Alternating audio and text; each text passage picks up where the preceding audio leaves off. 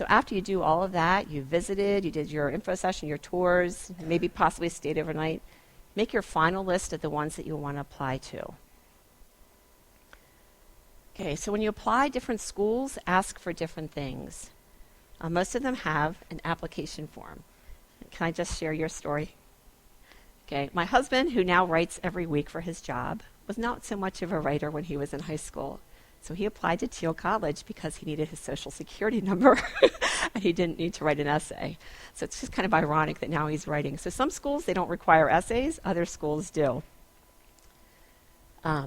Different schools ask for standardized tests, but there are some schools that don't require them, and we have a list of those. So if you have a student who's good in school and good doing their homework, but they have a hard time with standardized tests, that might be good to look at schools that don't require standardized tests, because they are out there. Some schools require letters of recommendation. There's a blue paper there in your packet. And that is helpful to give to a teacher when you're asking them to write a letter of recommendation. You know, I respect teachers. I used to teach, and I know how busy folks are. And you want them to be able to write the most positive letter for the kids about you. So any information that you can give them to describe yourself, to tell what your passions are, your interests are, it helps them make the letter more personal. Okay. So that is a good, the blue paper there. If you're asking for recommendation, please allow enough time to give your teacher some time to work on that, but also give that information to them. And then a transcript. And that guess you just request through the guidance office for that. And is there a time limit for that, like they ask? Mrs. Heidi's our transcript secretary that handles those, and usually she's really quick at getting those out. If the student wants, if the transcript is to the official to go to the college for your application, then she needs to send it out. In the high-tech world that we have today, a lot of colleges are allowing us to upload the student's transcript and send it through the computer, so that has been wonderful. Great. But usually we require a week's notice so she can get that out. She's only here part-time, and she does other things besides transcripts as well. Great. So if you could allow a week, that would be great. And then some schools also ask for financial aid information when you're applying. Jeremy did one early decisions school, and then he sent me this email, "Oh, Mom, I forgot to say that by November 14th, you have to fill out all the financial aid forms." And they're tricky. I mean, they require, tax forms and from the last year estimating for this year, and I think even like housing value, all kinds of things. So that can be a part if your child is interested in getting financial aid. Right after they apply, you need to give them that information. And then when they give you your decision, they'll also give you a financial aid packet. They'll tell you what they might be able to give. One plus, as Mrs. Mummer was talking about using the computers, a lot of schools are now accepting the Common App. And what that is you fill out one application online, and then you can just send it to a number of schools. So it cuts down on your work.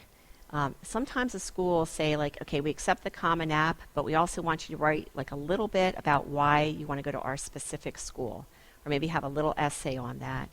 But what's happened is, because it's become easier, kids have been applying to a lot more schools because they can just click, click, click. You still have to pay for every application, but that means that there's more kids applying, so it's gotten a little harder. The acceptance rates have fallen down. Like our daughter's at Columbia in New York City, and the first year they accepted the Common App, they got like thousands more applications. So like they accepted like 7% of the applicants. It just was a flood. Okay, so some schools also require an essay. If you go for a visit and you sit in on a class in an area that you're interested in, that would be a great time in that essay just to say, you want to tell the school why they want you, okay? Not why you want them, but why they want you. You kind of have to look at it backwards. You are going to be bringing this. Like, you have a passion for this, and that you can't wait to be in Dr. Brown's class because blah, blah, blah. When you visited, you were excited about this idea, whatever it is, but you can make a connection there. So if you visited, use that information when you're writing your essay and get specific, because some kids don't even visit the schools where they're applying. They just do the Common App, and If you've gone there, it shows that you've demonstrated interest, and that's actually a new factor in some admission offices, that if you've shown demonstrated interest, that's like in your favor. If you clearly have a number one school, you can apply early decision to a lot of them. The plus of that is that you only have one application fee, and you find out early, like December 15th usually. They're due like sometime in November. And the plus is if you're applying to a school that's kind of hard to get into, they usually accept a greater percentage of kids from that early admissions application than they do from just the general application.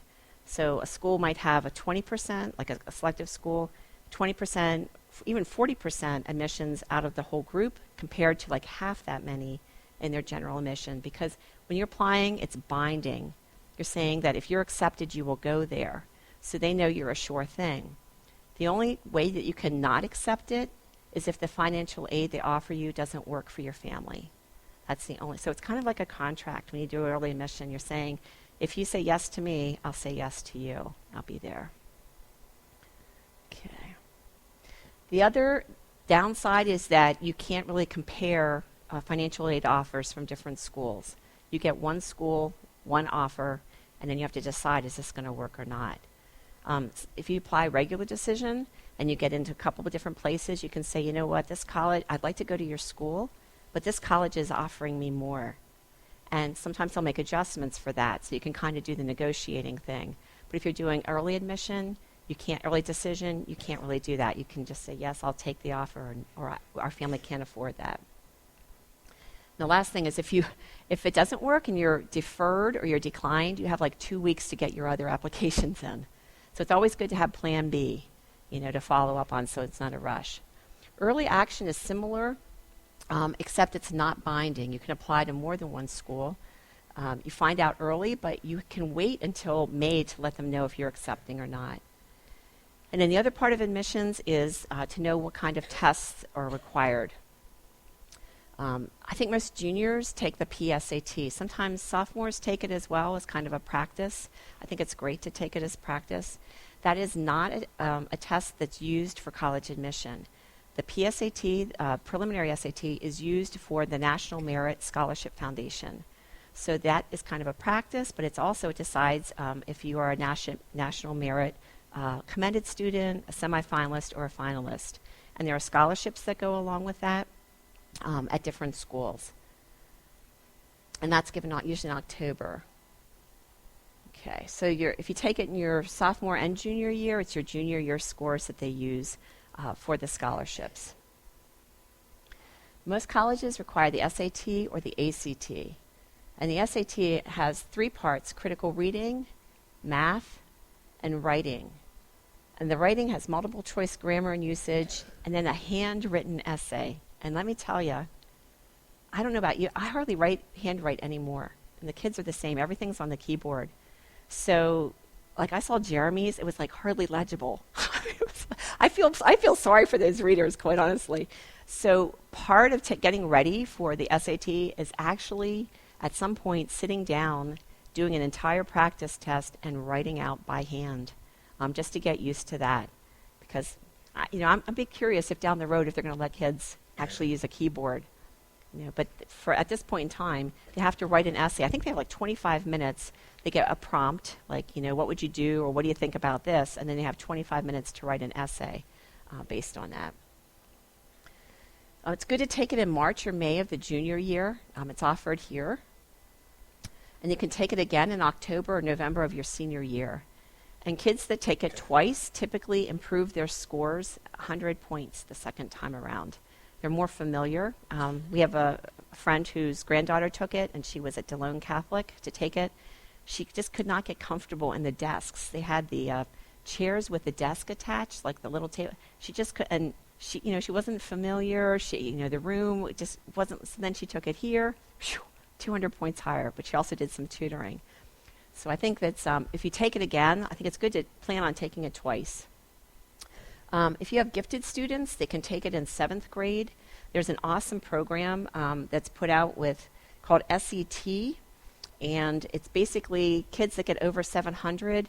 They will work with those kids the whole way through high school and help them with college. There's also one for eighth graders. Jeremy did that. It was called Johns Hopkins Center for Talented Youth. He received a one-course scholarship to Messiah College as a result of taking that in eighth grade. Your seventh and eighth grade scores don't count. They don't go to colleges, but they can help you in terms of getting into programs or getting, in his case, a scholarship. So to prep for that, okay, and we have 3 different kids, and they're very different. I'll tell you what they all did differently. But there's a big blue book. It's not too expensive, called the Official SAT Study Guide.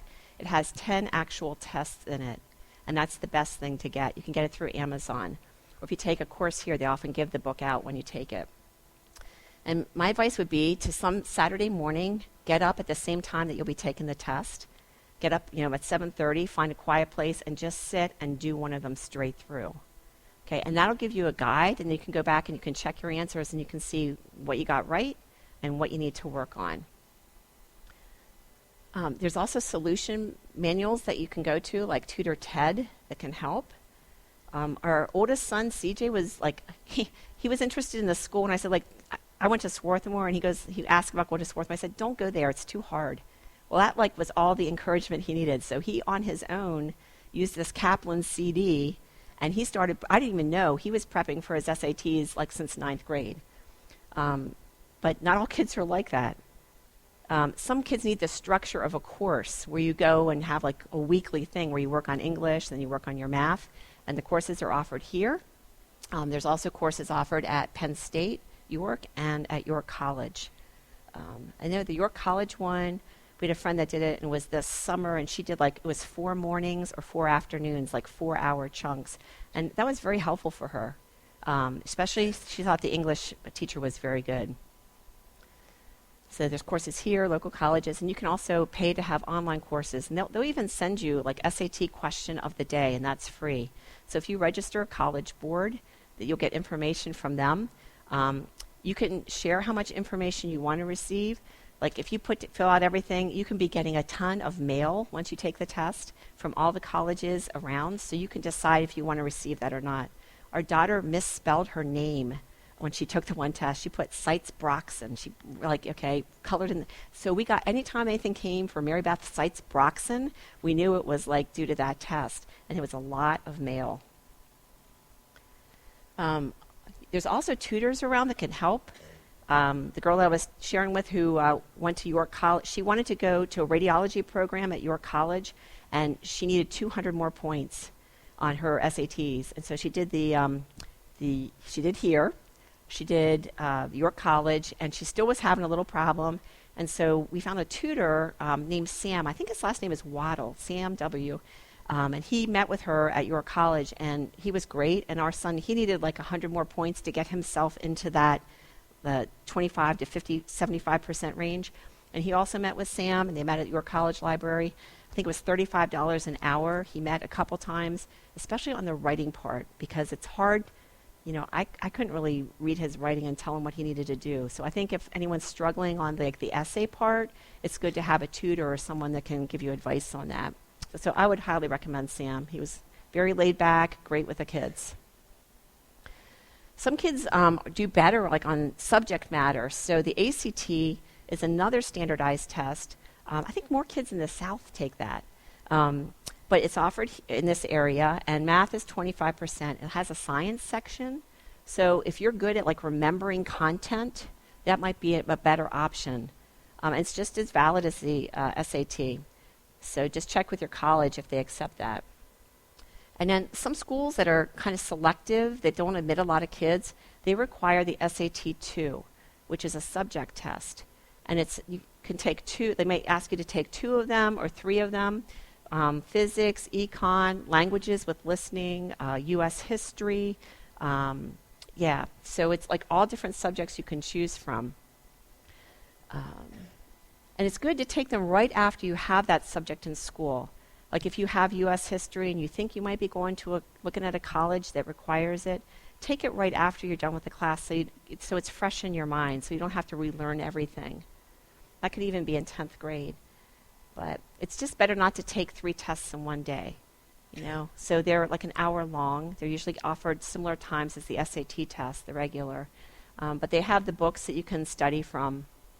I'll just share personal information. Jeremy just tried the Spanish one, and it was hard. He didn't do too well. He was kind of competing against native Spanish speakers, and we're not native Spanish speakers. So I'll just give you a little hint if you're doing Spanish. It helps to really, because he had 5 years here, and he didn't have it this year. He was kind of working one-on-one, but that was a hard one. The math did great. I mean, I think that was fine, but just personally, that was a hard one.